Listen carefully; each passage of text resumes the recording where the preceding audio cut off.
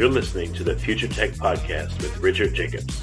Future technologies such as artificial intelligence, stem cells, 3D printing, gene editing, Bitcoin, blockchain, the microbiome, quantum computing, virtual reality, and exploring space are much closer than you might think.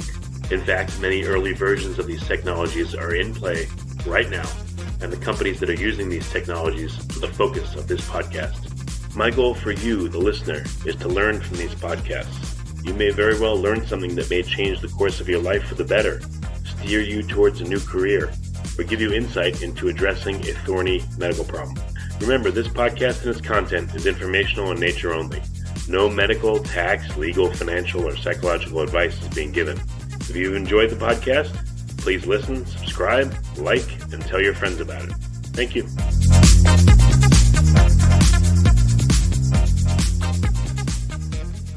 Hello, this is Richard Jacobs with the Future Tech and Future Tech Health podcast. I have Louise Charles. She's the Communications Director at Climeworks, CLIMEWORKS, climeworks.com. Louise, thanks for coming. How are you doing? Very well. Thank you for having me on. Yeah, tell me about Climeworks, which I guess is short for Climate Works. But what's the premise of the company?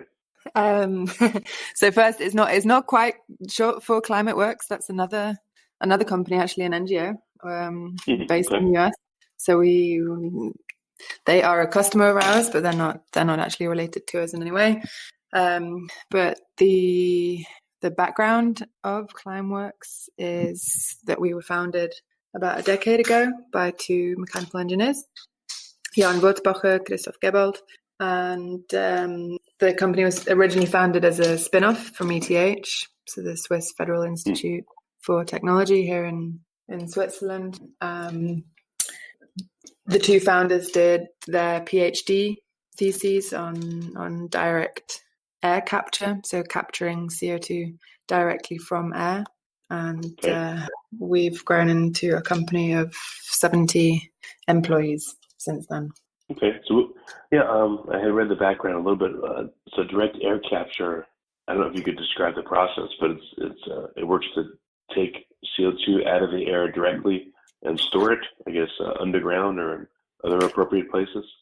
That's right, yeah. So the way it works, very simply put, is that we build machines. We call these machines CO2 collectors. And the way a CO2 collector captures CO2 from the air is that we have a fan on the one side, which draws air inside the collector. Inside there we have a filter material, which is highly selective, so it captures just CO2 on its surface. And you can think of the filter material a little bit like a sponge. So if you were to dunk a sponge into a bucket of water, then the sponge would fill up with water. And essentially the same thing happens with our filter material. So it fills up with CO2. And once it's fully saturated, we close our CO2 collector. It's heated to around 100 degrees Celsius, and the CO2 molecules thereby unstick from the filter material and can be collected. And once we've collected the CO2, there are various things that can happen to it. So on the one hand, we sell that CO2 on for use in raw materials, for use in products as a raw material, And there it's sold either to the drinks industry for drinks carbonation, to greenhouses for use as an airborne fertilizer, to producers of renewable fuel. So they are all off-takers of CO2 as a raw material.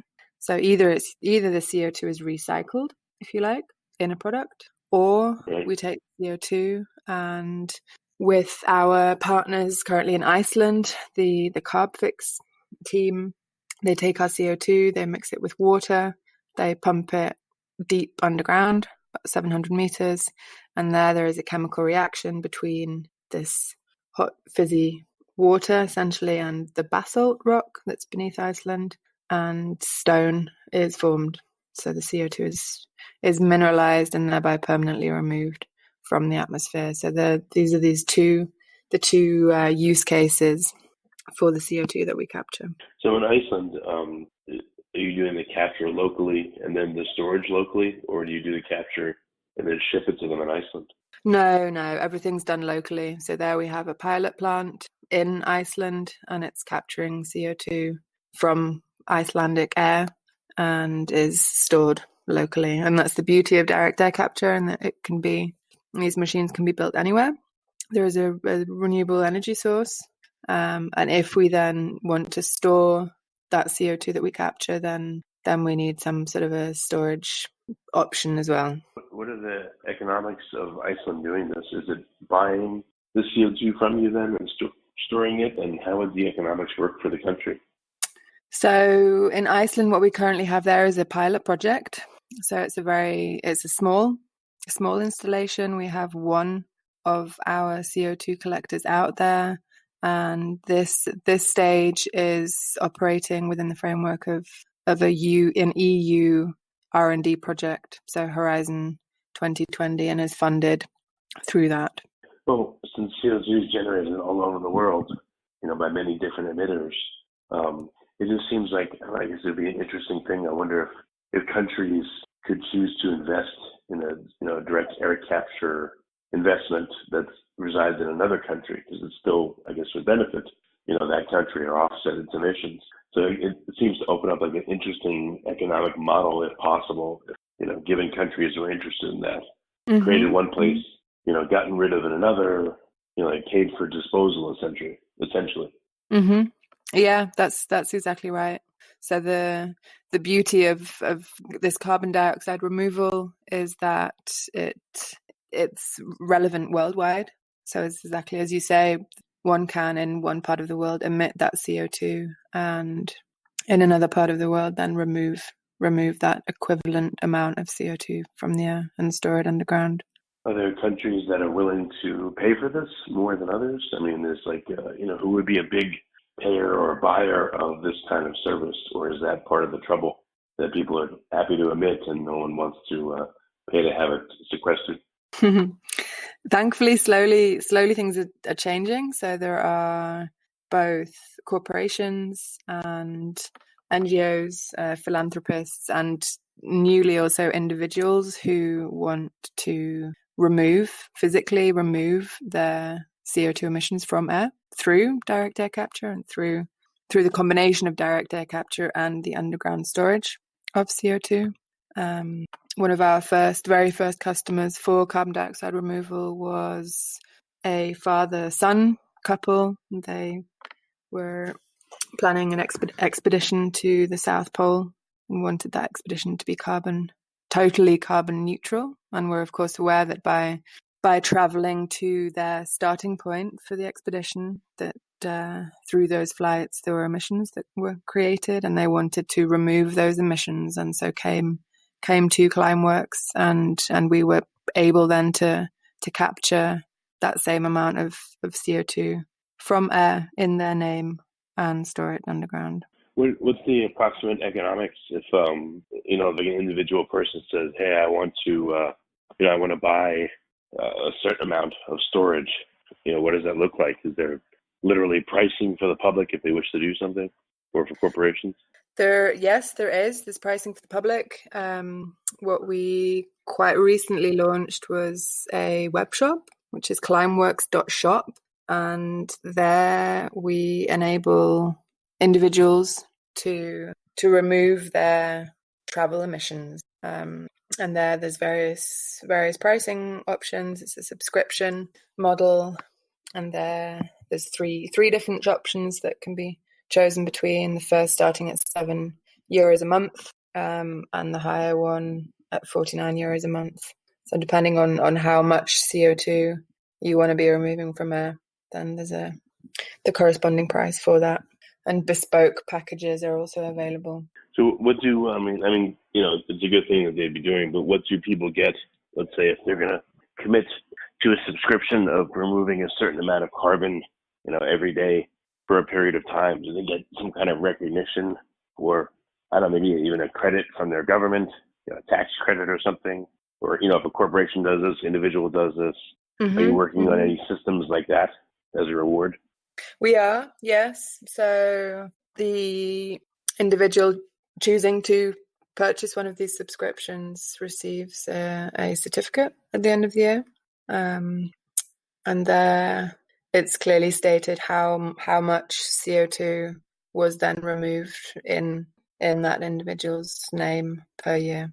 Any interest from particular countries on, setting up something like this with all their citizens? It could be a good or a bad thing, or good or bad, method, but a tax on all their citizens that maybe is weighted depending on their age or their use or their family members, or just the fact that they're a citizen of a given country, and that would be, the person would pay again to offset their emissions. Conversations are ongoing. Can't say anything too concrete yet.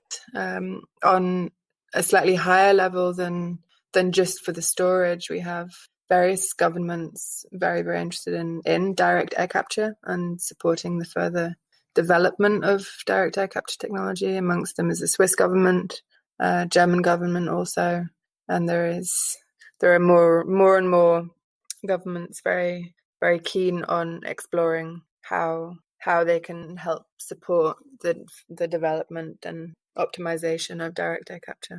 So what are some of the numbers involved?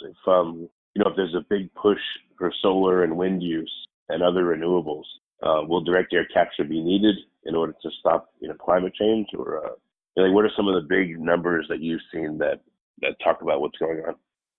The big numbers, it depends a little bit which source you take, but one often cited source is the IPCC, so the Intergovernmental Panel on Climate Change. Last October they came out with a report called the SR15, or the Special Report on 1.5 degrees, and there it outlined what the world will need to do to keep temperature rise beneath 1.5 degrees. And there was very clearly stated that on the one hand we'll need a portfolio approach, so there's not one solution that will be enough to solve it on its own, and Climeworks is very much of that opinion as well. We cannot do this alone.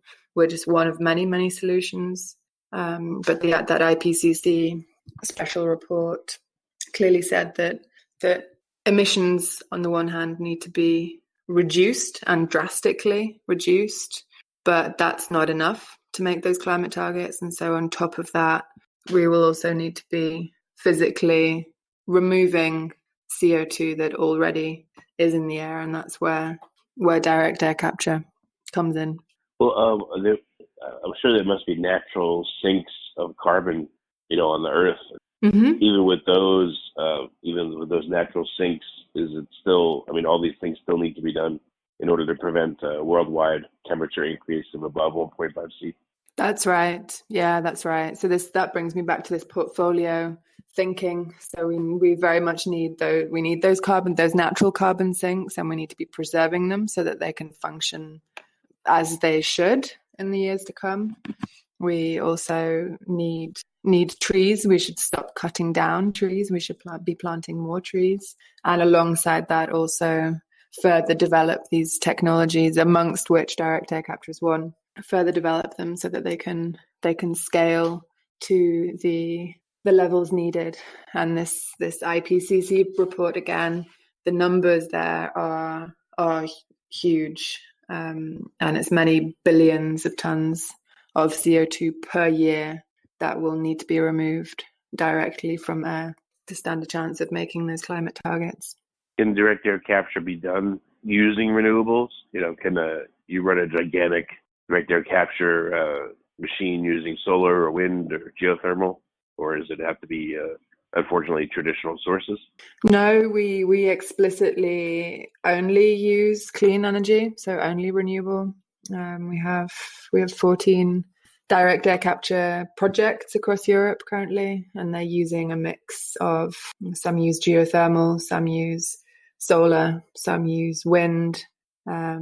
We have 2 installations that are using energy from waste. So they sit on the top of a waste incineration plant or garbage incineration plant, and through the burning of the rubbish, energy is generated, and we're able to harness that energy to power our direct air capture machines. So we we do not use conventional fossil-based energy for our direct air capture. And is there I'm sure it varies, but what's like the ballpark cost per ton to sequester carbon, or, is it per cubic meter? Like what's the the metric by which they use to define it economically? Mm-hmm. So the cost to Climeworks currently to capture, just the capture part, capturing 1 ton of CO2 from air is around about $600. The storage part is a fraction of that, so $15 or $20 of that 600. And the long-term cost target that we have is to bring 1 ton of air captured CO2 down to $100. What about the emitters themselves? Big commercial enterprises that emit CO2. I would think the concentration that they emit is, hundreds, thousands, millions of times higher than ambient air. They probably have scrubbers, but I mean, is there an incentive to make smaller units that can be bolted on to existing emitters, for a fee, where you could really capture like a whole bunch in a nice concentrated spot? Mm-hmm. So there, I think what you're referring to is point source capture. So there, right. Climeworks is not in any way involved in point source capture. So we focus really on direct air capture only, so directly from the air. And this portfolio approach that I mentioned earlier, point source capture also has its role to play in there. So we also important technology that should be developed further and used worldwide. But with point source capture, yes, the concentrations are higher there of CO2, about 20% compared to 0.04% of CO2 in ambient air. But there, we cannot remove CO2 already in the air. So they're preventing newly emitted CO2 from entering the atmosphere. But with point source, you cannot go carbon negative. So you cannot remove historic CO2 emissions, if you like, from the air. So you would achieve at best carbon neutrality, but not go carbon negative. You were saying that it's not possible to, I guess, am I understanding that right? It's not possible to get the CO2 down to the levels needed in the direct area around an emitter, around a point source?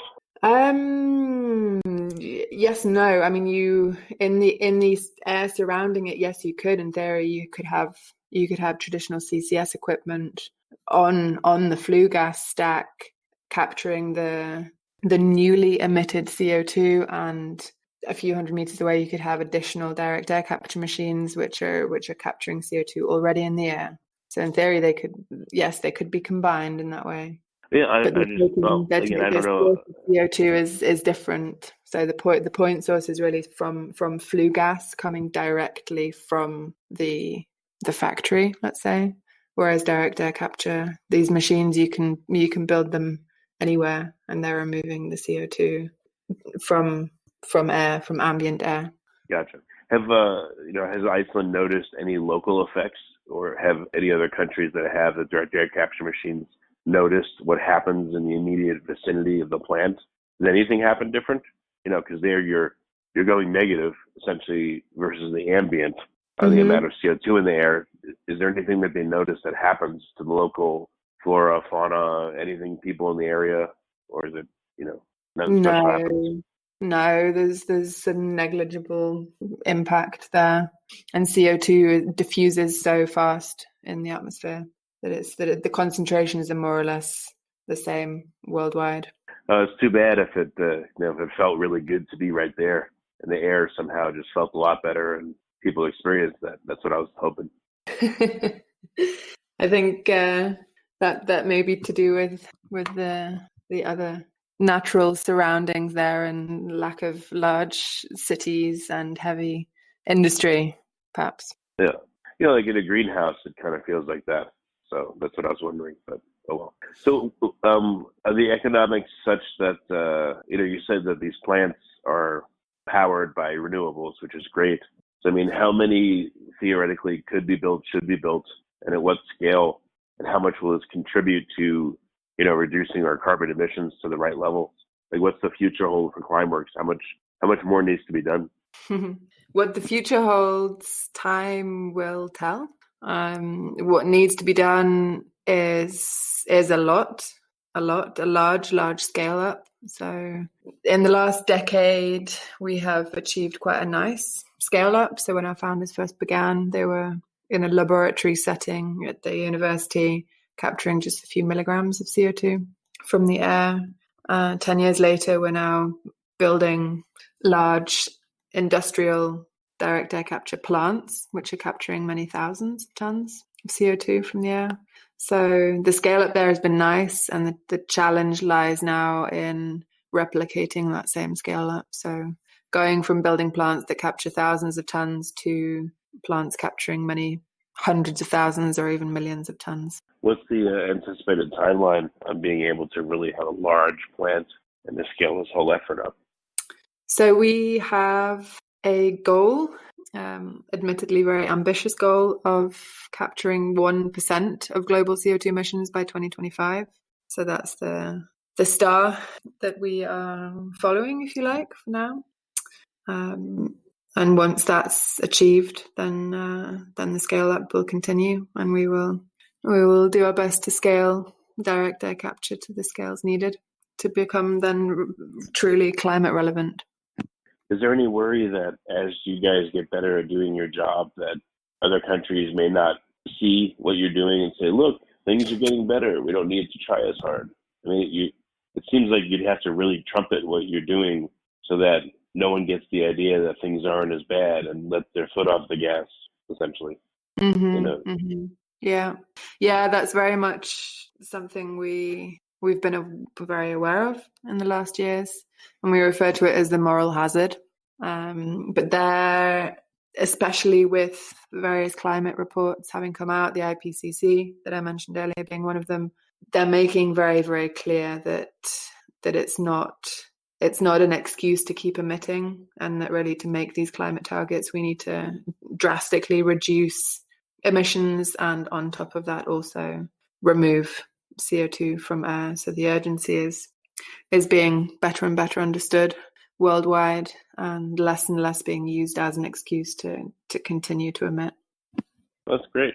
Any ancillary technologies or add-ons that you see are in the lab but will be maybe available soon to help this effort? Not from Climeworks side. We will continue to focus on our direct air capture for now, but it will be further developed, but further optimized. We have 8 generations of the technology planned. We've brought 2 of them online already, and with quite short innovation cycles, hope every year to be coming out with a newer version or an optimized generation of direct air capture technology. So keep an eye on the Climeworks website. Okay, very good. And the best way for people to find out more is what? Go to climeworks.com. Anything else? That's right. There's climeworks.com with general information about the company and the various uses for that CO2. And for those interested in turning their own CO2 emissions into stone, then they can go to climeworks.shop, and there they'll find all the information they need. Well, that's great. Well, Louisa, thank you for coming on the podcast. I appreciate it. Thank you very much for having me.